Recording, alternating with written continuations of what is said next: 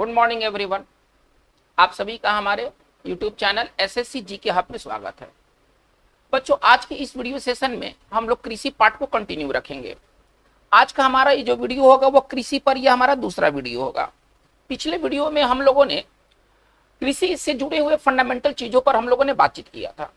आज का हमारा ये जो वीडियो सेशन है जिसमें हम लोग बात करेंगे प्रमुख फसलें, ठीक है ना, जैसे कि चावल, गेहूं, ज्वार, बाजरा और मक्का। आज हम लोग 5 फसलों के बारे में जानकारी लेंगे। उसमें प्रमुख फसल ये इस प्रकार से हैं: चावल, गेहूं,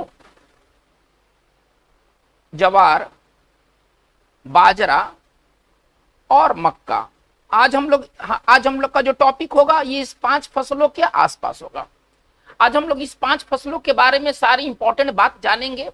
ज्यादातर इनसे जुड़े हुए सवाल कैसे होते हैं, अगर एग्जामिनेशन दृष्टिकोण से बात करें तो ज्यादातर इनसे सवाल इस प्रकार से जुड़े होते हैं कि ये इन फसलों के उत्पादक राज्य कौन है, प्रमुख उत्पादक देश कौन है, प्रमुख निर्यातक देश कौन है, प्रमुख आयातक देश कौन है। मतलब ज्यादातर सवाल जो इनका होता है वो इसी के इर्द गिर्द घूमता है। फिर कुछ कंडीशंस हैं इन फसलों के उत्पादन के लिए, जैसे चावल के लिए आदर्श जलवायु क्या होना चाहिए, आदर्श कंडीशंस क्या होना चाहिए। तो ज्यादातर हम लोग बात करेंगे प्रमुख उत्पादक राज्य, प्रमुख उत्पादक देश, आयातक निर्यातक और कंडीशंस, जिस कंडीशंस में ये सारे फसलें होती हैं। तो चलिए सबसे पहले हम लोग चावल गेहूं से शुरू करने से पहले कुछ फंडामेंटल चीजों को देख लेते हैं।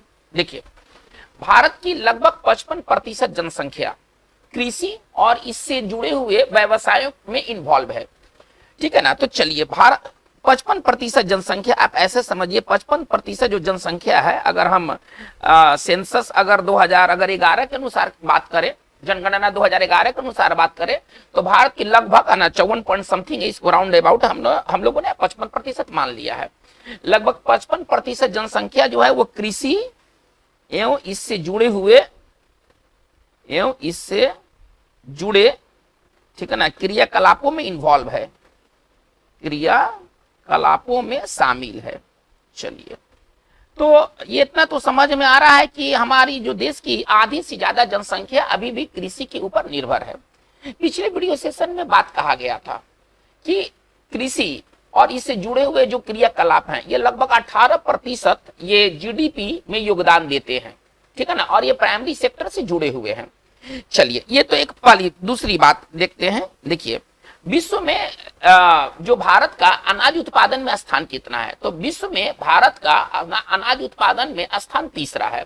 सबसे ज्यादा जो अनाज उत्पादन करता है अमेरिका, इसके बाद चाइना और इसके बाद इंडिया। तो भारत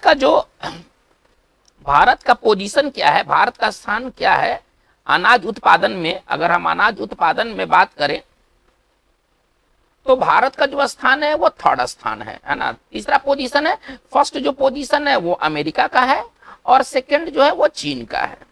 चलिए, यानी कि टोटल दुनिया में जितने भी देश अनाज उपज करते हैं उसमें जो भारत का जो 3rd पोजीशन है। चलिए, अब हम बात करते हैं चावल पर। सबसे पहले हम चावल पर बात करते हैं, देखते हैं कि चावल से जुड़े हुए इंपॉर्टेंट बात क्या है। देखिए, सबसे पहले हम लोग देखेंगे कि आदर्श कंडीशंस क्या है। किसी भी फसल के उत्पादन के लिए आदर्श कंडीशंस महत्वपूर्ण होते हैं, ठीक है ना। सभी फसल के लिए अलग अलग कंडीशंस होते हैं। कुछ फसल को ज्यादा पानी चाहिए, कुछ फसल को कम पानी चाहिए, कुछ फसल को एक प्रकार की मिट्टी चाहिए, किसी दूसरे फसल को दूसरे प्रकार की मिट्टी चाहिए। चलिए, तो पहले हम लोग कंडीशंस देख लेते हैं, दशाएं क्या क्या हैं, ठीक है ना। सबसे पहले हम लोग दशाएं देख लेते हैं। चावल के लिए आदर्श दशाएं क्या क्या है। कंडीशंस, दशाएं का मतलब आप कंडीशन समझिए, ठीक है ना। चलिए, तो सबसे पहले हम जलवायु के बारे में बात कर लेते हैं। जलवायु कैसा होना चाहिए। देखिए, ये चूंकि ये खरीफ फसल है, ठीक है ना, तो जाहिर सी बात है कि मानसून सेशन में इसका उत्पादन होता है। तो इसके लिए उष्ण आर्द्र जलवायु, गर्मी भी रहेगा और बरसात भी रहेगा, ठीक है ना। इसके लिए जो जलवायु चाहिए वो है उष्ण आर्द्र जलवायु। चावल के लिए जो जलवायु की जरूरत होती है वो उष्ण आर्द्र जलवायु की जरूरत होती है। चलिए, अब इसके लिए मिट्टी कैसा चाहिए। इसके लिए मिट्टी जो चाहिए वो आपका चिकनी मिट्टी या चरनोजम की मिट्टी, चिकनी मिट्टी इसके लिए आदर्श मिट्टी है। चलिए, तापमान कैसा होना चाहिए। यह हाई टेम्परेचर में ये चावल होता है, ठीक है ना। जाड़े के दिनों में चावल नहीं होता है, हमारे यहाँ मेनली होता है बरसात के दिनों में, है ना, जिसमें टेम्परेचर हाई रहता है। तो टेम्परेचर इसका क्या होना चाहिए, 25 डिग्री सेल्सियस प्लस में होना चाहिए। और बारिश इसको पानी चाहिए, ये पानी है ना, ये पानी को खोजता है। तो वर्षा कैसा होना चाहिए, वर्षा अच्छा खासा होना चाहिए, यानी कि 100 सेंटीमीटर है ना प्लस एनुअल वर्षा, वार्षिक वर्षा होना चाहिए। चलिए ये तो दशाएं हो गई चावल से संबंधित। चलिए अब हमारा महत्वपूर्ण बात क्या है, ये पॉइंट नंबर हमारा मान लीजिए कि इसको थर्ड दशाएं जो है ना, ये पॉइंट नंबर थर्ड। चलिए पॉइंट नंबर 4 में आते हैं। अब प्रमुख उत्पादक राज्य कौन कौन से हैं, ठीक है ना। चलिए प्रमुख राज्य के बारे में बात कर लेते हैं जो उत्पादन करते हैं चावल का। भारत के अंदर में चावल का सबसे बड़ा उत्पादक जो राज्य है वो वेस्ट बंगाल है, पश्चिम बंगाल है। चलिए वेस्ट बंगाल है। अब इसके बाद हम आगे चलते हैं, वेस्ट बंगाल के बाद यूपी है, इसके बाद आंध्र प्रदेश है, इस तरह से क्रम बटा हुआ है, ठीक है ना। और इसके बाद पंजाब है। देखिए भारत में सबसे ज्यादा चावल का उत्पादन, सवाल डायरेक्ट आता है, एकदम डायरेक्ट सवाल करता है, तो सबसे बड़ा उत्पादन जो राज्य है वो वेस्ट बंगाल है। चलिए लेकिन अगर 2-3 स्टेट दे दिया आरोही क्रम में अवरोही क्रम में, तो आपके लिए ये इंपॉर्टेंट है, ये दिमाग में ना 3-4 स्टेट को दिमाग में रखना इंपॉर्टेंट है। वेस्ट बंगाल के बाद यूपी है, आंध्र प्रदेश और पंजाब है, इसके आगे भी अनेक राज्य हैं। चलिए लेकिन अगर उत्पादकता की दृष्टि से बात करें, ये तो कुल उत्पादन के बात दृष्टि से बात हो गया। अगर हम प्रति हेक्टेयर, यदि हम उत्पादकता की हिंदी से बात दृष्टि से बात करें, उत्पादकता के दृष्टिकोण से, ठीक है ना, उत्पादकता की दृष्टि से माना चावल का सबसे बड़ा उत्पादक जो राज्य है वो पंजाब है। थोड़ा सा इसको समझा जाए, है ना। अगर पर हेक्टेयर के हिसाब से देखते हैं तो पंजाब जो है ना वो सबसे बड़ा राज्य है, इसके बाद तमिलनाडु है और इसके बाद हरियाणा है। चलिए ये तो हमारा उत्पादकता की दृष्टि से हो गया। अब प्रमुख देश कौन कौन है जो कि चावल का उत्पादन करते हैं। चलिए ये तो राज्य की बात हो गई। अब थोड़ा सा देश देख लेते हैं कि प्रमुख देश जो चावल का जो उत्पादन करते हैं, उसमें सबसे पहले है चीन, आप ऐसे समझिए, इसके बाद है भारत, इसके बाद है बांग्लादेश। ये 3 प्रमुख देश हैं जो कि चावल का उत्पादन करते हैं। सबसे बड़ा निर्यातक कौन है, अगर निर्यातक सबसे बड़ा निर्यातक देख लेते हैं, जो पहला होगा वो सबसे बड़ा होगा। निर्यातक में जो है ना वो भारत जो है ना चावल का सबसे बड़ा निर्यातक है। चीन सबसे बड़ा उत्पादक देश जरूर है, लेकिन सबसे बड़ा जो निर्यातक है ना वो भारत है। और आश्चर्य की बात है कि चीन सबसे बड़ा निर्यातक है लेकिन ये सबसे बड़ा आयातक भी है, ठीक है ना। चीन जो है ना वो सबसे बड़ा आयातक भी है। तो आयातक निर्यातक जरूर पूछता है, ठीक है ना। पिछले कुछ सालों से भारत जो है ना वो चावल का सबसे बड़ा निर्यातक देश बना हुआ है और सबसे बड़ा आयातक देश जो है ना वो चीन है। तो ये इंपॉर्टेंट बात है, देश के रूप में, निर्यातक आयातक के रूप में और राज्य के रूप में, ये सब जानकारी बहुत इंपॉर्टेंट है। चलिए हम लोग पॉइंट नंबर 6 में आते हैं। देखिए अब चावल की कुछ किस्में हैं, पहले आप ऐसे समझिए इसमें कौन कौन से किस्म हैं, है ना। ज्यादातर जो किस्म जो है वो इस तरह से है, रत्ना,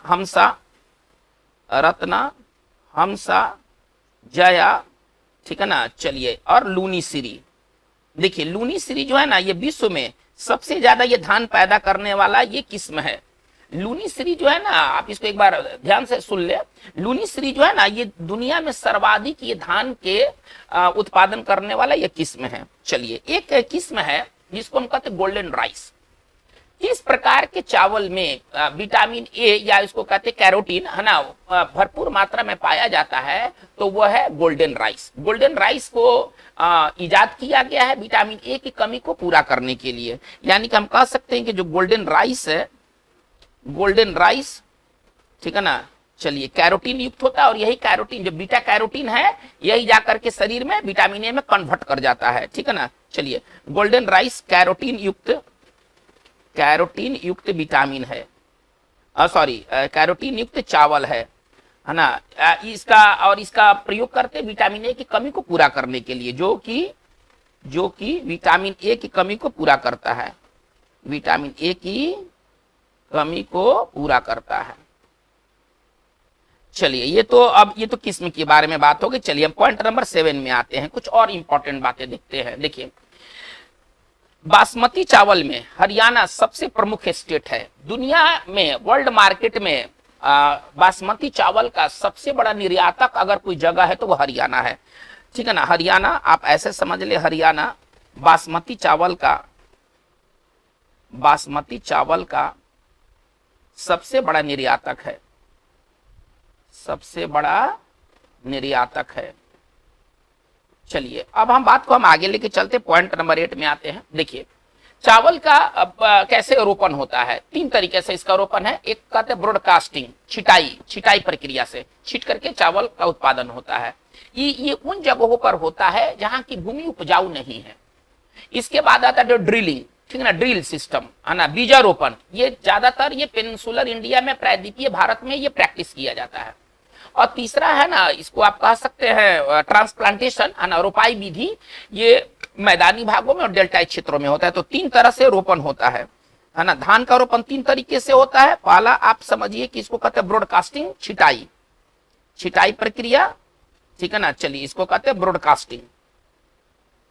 चलिए इसके बाद हम आगे बढ़ते हैं। दूसरा हमारा है ड्रिलिंग। ड्रिल इसको समझिए बीजारोपण, बीज बोया जाता है। लेकिन हमारे एरिया में क्या होता है, ठीक है ना, जहां पर जो मैदानी भाग है या जो डेल्टाई क्षेत्र है ना, उसमें होता है ट्रांसप्लांटेशन, रोपण, रोपाई आप इसको समझिए, और ये है ट्रांसप्लांटेशन। तो ये 3 विधि से धान की फसल को बोया जाता है। छिटाई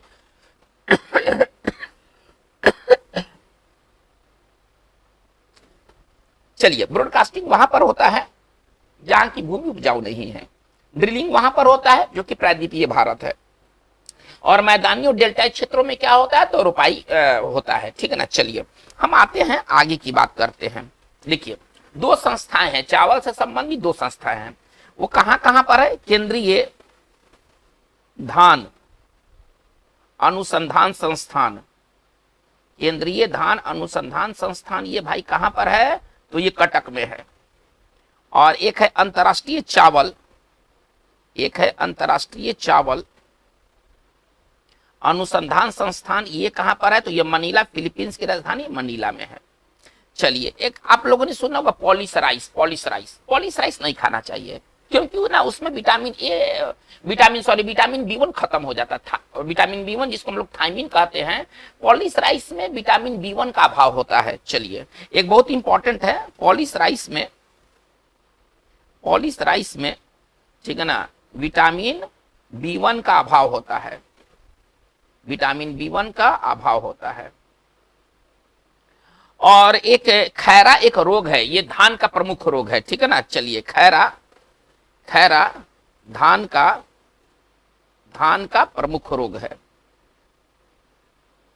देखिए एक बहुत इंपॉर्टेंट बात हम लोग अभी करने जा रहे हैं, बहुत इंपॉर्टेंट बात है। चलिए देखिए, अगर हम कहते हैं कि सोन एरिया मतलब बुआई क्षेत्र को अगर हम लेते हैं, तो बुआई क्षेत्र में सबसे ज्यादा अगर किसी फसल का बुआई होता है, भारत में जितने भी फसलों की बुआई होता है, टोटल सोन एरिया आप इसको मान के चलिए, टोटल सोन एरिया में चावल का प्रतिशत कितना है ना, धान का गेहूं का प्रतिशत कितना है, ये बहुत इंपॉर्टेंट बात है, ठीक है ना। एकदम आता है कि अगर बुआई क्षेत्र के अगर दृष्टिकोण से बात करें कि भारत में जितने भी फसलों की बुआई होती है उसमें धान नंबर 1 है। धान का कितना प्रतिशत है? लगभग 25%, यानी कि टोटल सोन एरिया का लगभग 25% धान है। चलिए इसके बाद आता है गेहूं, ठीक है ना, इसके बाद आता है गेहूं लगभग 14% एरिया में बोया जाता है, यानी कि जितने बुआई क्षेत्र है आप इसको ऐसे समझिए, टोटल सोन एरिया, अंग्रेजी पढ़िए ज्यादा काम करेगा, टोटल सोन एरिया है ना, कुल बोआई क्षेत्र आप ऐसे समझ ले। तो कुल बुआई क्षेत्र का 25% धान बोआ जाता है, 14% जो है वो गेहूं बोया जाता है। चलिए इसके बाद जवार में आते हैं, तो जवार का है ना 5.3% जो जवार है। इसके बाद हम आते हैं तो 5.2% जो है ना वो सर आपका, पहले फसल का नाम लिख देते हैं, ठीक है ना, बाजरा है। 5.3% जो है ना वो सर आपका बाजरा है। देखिए एक बस थोड़ा सा खाली अंतर है, बाजरा और जवार में ना थोड़ा सा का अंतर है। ये आपका गेहूं हो गया, चलिए ये आपका बाजरा हो गया। बाजरा जो है वो 5.2% है टोटल सोन एरिया का, और मक्का जो है ना, मक्का जो है वो 3.6% है। चलिए मतलब ये बहुत इंपॉर्टेंट है। अगर क्रम से अगर कहा जाए तो सबसे पहले धान, इसके बाद गेहूं, इसके बाद जवार, इसके बाद बाजरा और इसके बाद मक्का। चलिए हम लोग बात को हम लोग आगे लेके चलते हैं, गेहूं की तरफ हम लोग मूव करते हैं। चलिए ये तो हमारी बात जो है ना वो चावल के लिए फिनिश हो गया। चलिए अब हम लोग बात लेके चलते गेहूं की तरफ। अब गेहूं के बारे में कुछ इंपॉर्टेंट बातों को हम लोग जान लेते हैं। चलिए व्हीट, सबसे पहले व्हीट के बारे में हमें यह जानकारी लेना है कि दशा, पहले हम लोग दशा देखते हैं। आदर्श दशाएं क्या क्या है, कंडीशंस क्या क्या है गेहूं की उपज के लिए। देखिए चावल जो है वो उष्ण कटिबंधीय उष्ण आर्द्र कटिबंधीय जलवायु के लिए वो जलवायु खोजता है, ठीक है ना। तो इसको कैसा जलवायु चाहिए, इसको शीतोष्ण जलवायु चाहिए। इसका जो जलवायु होना चाहिए वो शीतोष्ण जलवायु होना चाहिए, पहला चीज। दूसरा चीज की मिट्टी कैसा होना चाहिए, मिट्टी दोमट होना चाहिए, है ना, मिट्टी दोमट होना चाहिए। इसमें बहुत ज्यादा पानी की जरूरत नहीं होती है। तो वर्षा कितना होना चाहिए, 50 से 75 मान लीजिए, 50 से 75 सेंटीमीटर मान लीजिए। तापमान देखिए बुआई के समय में तापमान कम होना चाहिए, लेकिन जब फसल पक जाता है ना तो उस समय तापमान ज्यादा होना चाहिए। तो इसका तापमान अगर राउंड अबाउट अगर ले लेते हैं तो 15 डिग्री से 25 डिग्री, यानी कि ठंडा में बोया जाता है और अप्रैल महीने में काटा जाता है, तो उस समय तापमान थोड़ा सा बढ़ जाता है। यानी कि पकने फलों के पकने के समय, गेहूं को पकने के समय तापमान हाई चाहिए, जबकि बुआई के समय तापमान लो चाहिए। चलिए अब ये तो बात क्लियर है कि वर्षा इसके लिए बहुत ज्यादा जरूरत नहीं है। तापमान जो है वो 15 से 25 डिग्री है, जलवायु जो है वो शीतोष्ण किस्म का जलवायु है, और मिट्टी जो है वो दोमट मिट्टी है। आइए प्रमुख राज्य कौन कौन है जो कि गेहूं के उत्पादन में इन्वॉल्व है। तो सबसे बड़ा जो गेहूं का उत्पादक राज्य है ना वो सर है आपका उत्तर प्रदेश, यूपी। गेहूं का सबसे बड़ा उत्पादक जो राज्य है वो यूपी है, पंजाब इसके बाद है और इसके बाद हरियाणा है। हमें ये दिमाग में रखना है कि पंजाब सबसे बड़ा उत्पादक राज्य नहीं है, सबसे बड़ा उत्पादक राज्य गेहूं का यूपी है। लेकिन प्रति हेक्टेयर के हिसाब से उत्पादकता के दृष्टिकोण से पंजाब नंबर 1 स्थान है। अगर उत्पादकता की दृष्टिकोण से बात करें तो पंजाब जो है ना वो सबसे आगे है, ठीक है ना। चलिए पंजाब और हरियाणा जो है ना ये सबसे आगे है। चलिए अगर हम प्रमुख देश देख लेते हैं, उत्पादक देश कौन कौन है, तो गेहूं का सबसे बड़ा उत्पादक देश जो है वो चीन है। आप ऐसा समझिए, गेहूं का सबसे बड़ा उत्पादक देश चीन है, इसके बाद भारत है और इसके बाद रूस और फिर अमेरिका है। चलिए लेकिन अगर निर्यातक देश के बारे में बात करें कि गेहूं का सबसे बड़ा निर्यातक देश कौन है, तो सबसे बड़ा निर्यातक देश है रूस है। गेहूं का सबसे बड़ा निर्यातक देश रूस है, इसके बाद यूएसए है, अमेरिका है और इसके बाद कनाडा है। चलिए इसका सबसे बड़ा आयातक देश कौन है, आप ऐसे समझिएगा, इसका सबसे बड़ा आयातक देश इंडोनेशिया है, ठीक है ना। इसका सबसे बड़ा आयातक देश इंडोनेशिया है, इसके बाद नाइजीरिया है और इसके बाद चीन है। देखिए चीन की आबादी इतना ज्यादा है, खपत इतना ज्यादा है कि चावल के बारे में हम लोगों ने क्या देखा, सबसे बड़ा उत्पादक लेकिन सबसे बड़ा आयातक भी। और यहां भी हम देख रहे हैं कि उत्पादक तो है, नंबर 1 है, सबसे ज्यादा दुनिया में चावल होता है चाइना में, लेकिन वो आयातक देश भी है, एक प्रमुख आयातक देश भी है। चलिए हम लोग बात को हम लोग आगे लेके चलते हैं। अब किस्म देखते हैं, है ना, इसके गेहूं के कौन कौन से प्रमुख किस्म हैं। एक बार थोड़ा सा बात को, एक और इंपॉर्टेंट बात अभी मिस हो रहा है। अगर यूरोपीय देशों में बात करें कि यूरोपीय देशों में सबसे बड़ा उत्पादक देश गेहूं का कौन है, तो फ्रांस है। फ्रांस सबसे बड़ा उत्पादक देश है यूरोपीय देशों में, फ्रांस यूरोपीय देशों में, ठीक है ना, फ्रांस यूरोपीय देशों में। चलिए देशों में गेहूं का सबसे बड़ा उत्पादक देश है, गेहूं का सबसे बड़ा उत्पादक है, सबसे बड़ा उत्पादक है।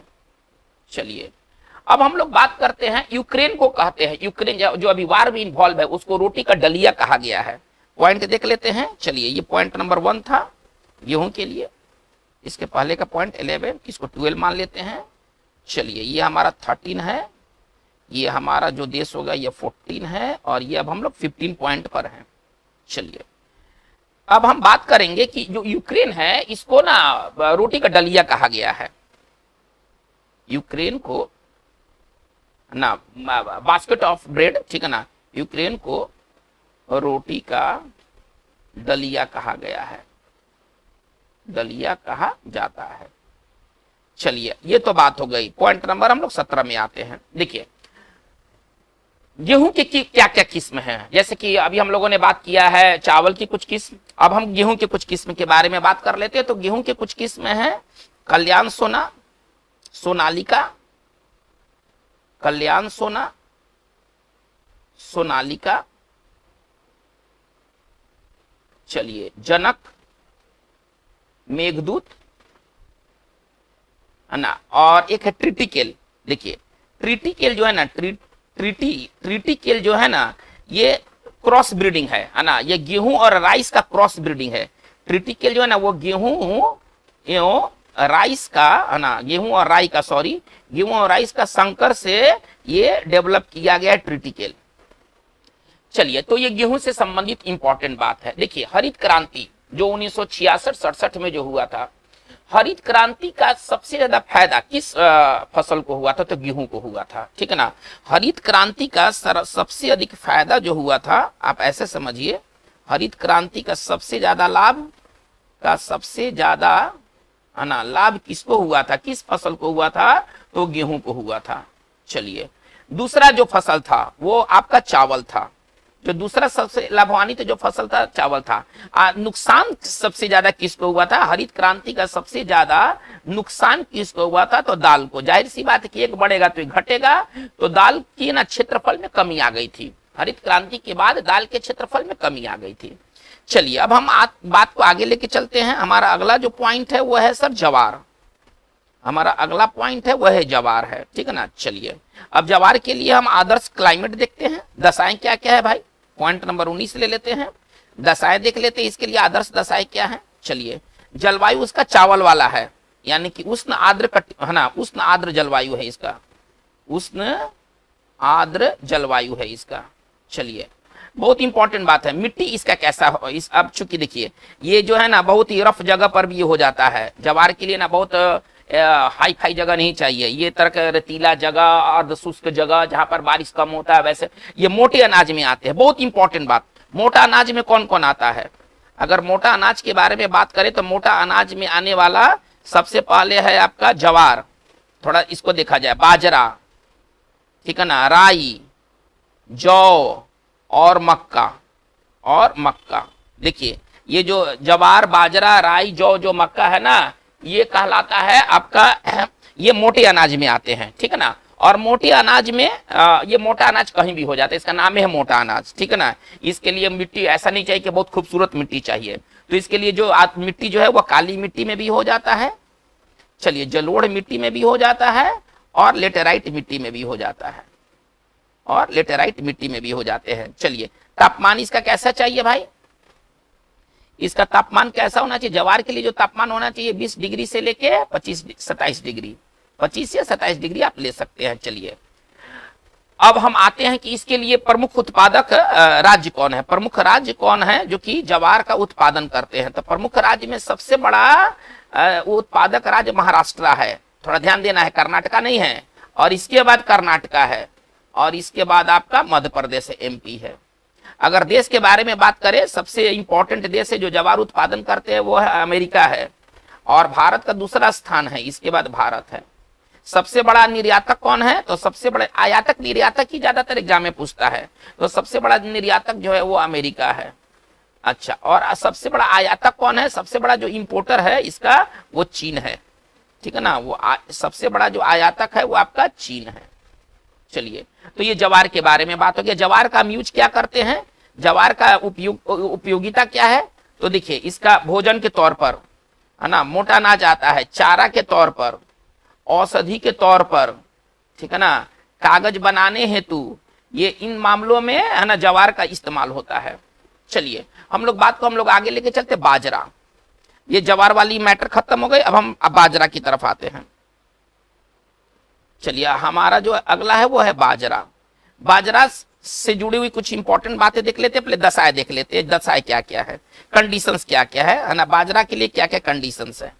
चलिए, पॉइंट तो 20 से ज्यादा हो गया है, 19, ये आपका रहा 20, चलिए ये रहा आपका 21, पॉइंट नंबर आपका 21 रहा। चलिए, ये पॉइंट नंबर आपका 22। चलिए 23 देख लेते हैं। दशाएं क्या क्या है भाई? बाजरा के लिए वही मोटा अनाज है, तो मोटा अनाज के लिए ये शुष्क जगह पर, ये सबसे ज्यादा, ये बाजरा जो है ना, ये सबसे ज्यादा शुष्कता सहने वाला ये मोटा अनाज है, आप ऐसा समझिए। सबसे ज्यादा शुष्कता सहने वाला मोटा अनाज बाजरा है। तो दशा इसके लिए क्या क्या? तापमान कैसा होना चाहिए? तापमान ये हाई टेम्परेचर वाले जोन में ये होते हैं, तो 25 डिग्री सेल्सियस से 30 डिग्री सेल्सियस। वर्षा ज्यादा नहीं चाहिए, इसके लिए वर्षा इस सूखा क्षेत्र में भी हो जाता है। 30 सेंटीमीटर से 50 सेंटीमीटर है ना वार्षिक वर्षा होना चाहिए। जितना भी वर्षा का रिकॉर्ड है ना सब वार्षिक में है। मिट्टी कैसा होना चाहिए, ये किसी तरह के रफ मिट्टी में हो जाते हैं है ना, बलुई मिट्टी, चलिए काली मिट्टी, ठीक है ना, लाल मिट्टी, ये किसी तरह के मिट्टी में ये हो सकते हैं, रफ ये है ना। चलिए अब प्रमुख राज्य कौन कौन है जो कि बाजरा का उत्पादन करते हैं। प्रमुख इसके राज्य जो है वो सबसे बड़ा राज्य है महाराष्ट्र, सबसे बड़ा राज्य है महाराष्ट्र, इसके बाद है गुजरात और इसके बाद है उत्तर प्रदेश। चलिए और बाजरा का सबसे बड़ा उत्पादक देश कौन है ना, बाजरा का सबसे बड़ा उत्पादक देश भारत है, आप ऐसे समझे। चलिए तो ये बाजरा के बारे में सब सुपर फूड में आते हैं। अगर सवाल पूछ दे कि विच इज सुपर फूड है ना अमंग द फॉलोइंग, तो जैसे चावल दे दे, गेहूं दे दे, तो बाजरा जो है ना वो सुपर फूड के अंतर्गत आता है, इसको सुपर फूड का संज्ञा दिया गया है। भले ये मोटा अनाज है लेकिन ये है ना फाइबर से परिपूर्ण होते हैं है ना, ये रेशेदार ये फसल है, ठीक है ना, इसमें लौह आपको मिलेगा, आयरन मिलेगा है ना, इसको सुपर फूड का दर्जा दिया गया है, ठीक है। चलिए और एक बहुत इंपॉर्टेंट बात है, एक बहुत इंपॉर्टेंट बात है कि 2023 को हम लोग मोटे अनाज है ना के रूप में मनाया जा रहा है। 2023 का को मोटे अनाज वर्ष, मोटे अनाज वर्ष के रूप में मनाया जा रहा है, मोटे अनाज वर्ष के रूप में मनाया जा रहा है, ये बहुत इंपॉर्टेंट बात है। चलिए तो एक बात समझ लेना है कि जो ज्वार है ना, जो बाजरा है ना, वो आता है सुपर फूड के अंतर्गत आता है। चलिए अब हम लोग आते हैं मक्का की तरफ, देखते हैं कि मक्का के बारे में इंपॉर्टेंट बात क्या है। मक्का अमेरिकी मूल का पौधा है और भारत में इसको लाया गया है पुर्तगालियों द्वारा, एक बहुत इंपॉर्टेंट बात, टॉप क्लास का बात। चलिए ये हमारा जो पॉइंट है 23 24 कर लेते हैं, चलिए ये हम 24 कर लेते हैं। मक्का जो है वो अमेरिकी मूल का पौधा है, ठीक है ना। मक्का को भारत में पुर्तगालियों द्वारा लाया गया, पुर्तगालियों द्वारा लाया गया, पहले ये समझिए। चलिए एक बहुत इंपॉर्टेंट बात है, देखिए जितना भी मोटा अनाज है जैसे कि ज्वार, बाजरा, मक्का, राई, जौ, इसमें सबसे ज्यादा पैदावार, ठीक है ना, इसमें सबसे ज्यादा पैदावार मक्का का होता है। चलिए मोटे अनाजों में एक बहुत इंपॉर्टेंट बात है, मोटे अनाजों में सबसे ज्यादा पैदावार ठीक है ना मक्का का होता है। चलिए सबसे ज्यादा जो पैदावार है वो मक्का का होता है। आते पॉइंट नंबर 26 में, देखिए मक्का के लिए तापमान देख लेते हैं, आदर्श जलवायु देख लेते हैं। ये चूंकि ये मोटे फसल है ना तो ये ड्राई एरिया में, सेमी ड्राई एरिया में ज्यादा होते हैं। चलिए आदर्श जलवायु कौन सा है इसका भाई, अर्ध शुष्क जलवायु है, ठीक है ना। चलिए जलवायु कैसा होना चाहिए, तो अर्ध शुष्क जलवायु होना चाहिए। चलिए दूसरा चीज क्या है, तापमान कैसा होना चाहिए, तो तापमान इसका 20 डिग्री से 27 डिग्री है ना। बिहार में क्या होता है कि देखिए एक्चुअली ये जो है ना वो खरीफ की फसल है, मक्का जो है ना खरीफ की फसल है, लेकिन बिहार जैसे स्टेट में ये जाड़े के दिनों में भी बोया जाता है, ठीक है ना। एक्चुअली बिहार में ये क्या है, रबी की फसल है, हालांकि ये मेनली रूप से खरीफ की फसल है, ठीक है ना। ये बिहार में ना रबी के फसल के रूप में भी इसका उत्पादन होता है। चलिए तो जलवायु कैसा होना चाहिए, अर्ध शुष्क जलवायु होना चाहिए, तापमान 20 से 27 डिग्री सेल्सियस होना चाहिए। और मिट्टी कैसा होना चाहिए, इसके लिए मिट्टी जो होना चाहिए वो जलोढ़ मिट्टी होना चाहिए, इसके लिए जो मिट्टी होना चाहिए जलोढ़ मिट्टी होना चाहिए। चलिए सबसे बड़ा उत्पादक राज्य कौन है, इसके लिए अगर हम सबसे बड़ा उत्पादक राज्य के बारे में बात करें मक्का का, तो सबसे बड़ा उत्पादक जो राज्य है, अगर हम राज्य के बारे में बात करें कि सबसे प्रमुख राज्य कौन है जो मक्का का उत्पादन करता है, तो वह है कर्नाटका। अगर राज्य के बारे में बात करें तो सबसे बड़ा उत्पादक जो राज्य है वो है कर्नाटका। चलिए प्रमुख देश जो कि मक्का का उत्पादन करते हैं उनमें जो है सबसे प्रमुख देश जो है वो कौन सा है, अमेरिका है। सबसे प्रमुख देश कौन सा है, वो अमेरिका है। चलिए और इसके किस्म कौन कौन से किस्म है, मक्का के कौन कौन से किस्म है, तो गंगा 5, चलिए दक्कन है ना 101, दक्कन 101, और इसके बाद जो इसको क्या कहते हैं गंगा 11। चलिए ये इसके प्रमुख किस्म हैं। तो बच्चों आज के हमारे वीडियो सेशन में हम लोगों ने 5 मेजर फसलों को देखा, चावल, गेहूं, मोटे अनाज में ज्वार, बाजरा और मक्का। ज्यादातर इनका क्वेश्चन इर्द गिर्द होता है प्रमुख राज्य और प्रमुख देश, प्रमुख निर्यातक देश, प्रमुख आयातक देश। अगर केवल आप इतना भी अगर दिमाग में रखते हैं तो ये कृषि से संबंधित सवाल आपके हल हो जाएंगे। तो आज की बात बस इतना ही। Thank you very much.